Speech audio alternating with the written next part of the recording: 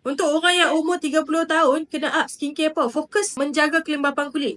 Dalam masa sama, cari treatment produk yang bantu untuk repair kita punya sel-sel yang rosak. Contoh, salah satu treatment yang bagus adalah sifat dia membekalkan antioksidan. Apa cadangan produk yang memberi antioksidan? Salah satunya adalah vitamin E ataupun vitamin C ataupun vitamin E. Produk yang kategori vitamin-vitamin itulah yang bantu untuk meningkatkan ataupun bantu untuk berikan antioksidan pada kulit kita untuk boost ataupun untuk bantu mempercepatkan sel yang rosak tu dia renew dengan cepat. Sebab umur kita bila kita meningkat, keupayaan untuk sel renew kulit dia semakin menurun. So, bila dia semakin menurun, kita tengok, oh ada satu benda yang lopong.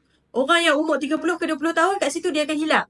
So, kita ada satu tools ingredient yang bantu untuk melengkapkan benda tu. So, bila kita pakai benda tu, kita jangan expect kulit kita macam detrade. Tapi kulit kita sebenarnya di-maintain kan. Bila kita masuk 30-an, dia macam nampak maintain 20-an tu lagi. Itu benda yang perlu kita fokus. Kalau kita tak ada isu yang kita nak kena treat sangat. Itu salah satunya. Sebelum nak pakai antioksidan ingredient, benda yang paling base adalah kelembapan dulu. Pastikan kelembapan kulit terjaga. Dan sunscreen jangan lupa lah, benda tu adalah basic.